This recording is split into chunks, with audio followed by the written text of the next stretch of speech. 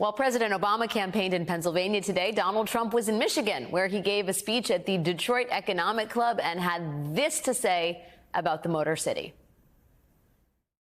The whole country is going to be like, you want to know the truth? It'll be like Detroit. Our whole country will end up being like Detroit if she's your president.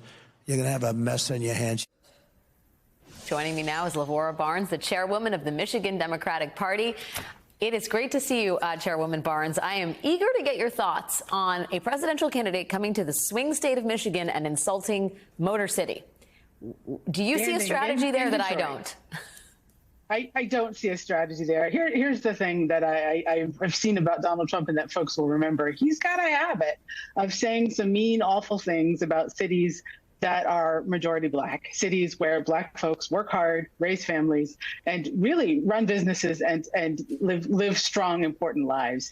This is the bigotry that we've seen from him over and over again. And the fact that he would stand in our city and say those words about our city is not surprising because we know who he is, but is a little bit shocking. And I'll tell you this, Detroit voters won't forget. Detroit voters will remember this on election day or whenever they grab their ballots and vote.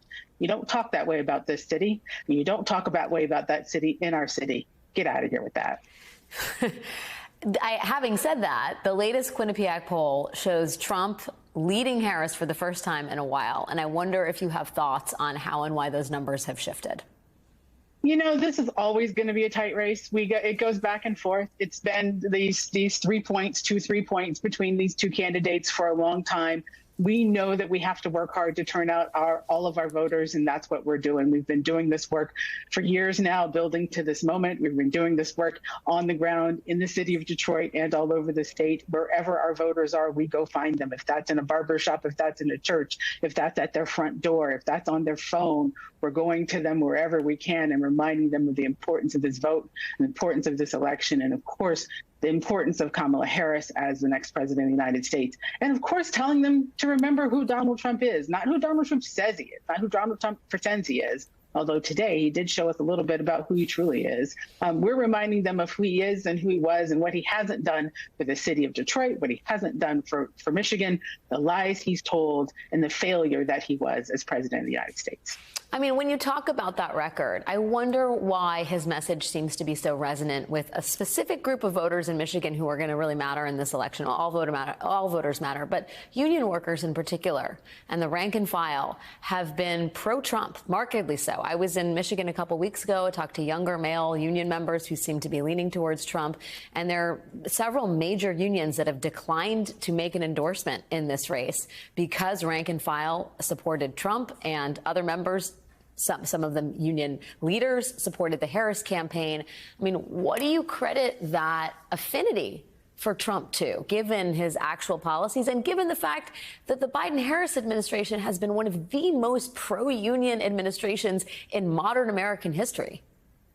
It has indeed. And, you know, we're leaning heavily on our union brothers and sisters to tell that story over and over again on shop floors, on the doors, in the mail. You know, our AFL-CIO is doing a terrific job mailing members to make sure that they understand the truth about what that Trump record is. You know, Sean Fain and the UAW have been terrific in their outspoken support of Kamala Harris and Governor Walz. Our Michigan Teamsters are supporting Governor Walz and Vice President Harris. We've got great support on the ground, and we just need to continue to do the work. We need to get into those union halls and stay in those union halls, having those conversations with our folks about the importance of this election, about who Donald Trump is, about the lies he tells and that he told. You know, he stood in Michigan and said that we're going to protect all your union jobs. No union jobs are going to leave if I'm your president. And then out the door and out of the state went union jobs under Donald Trump.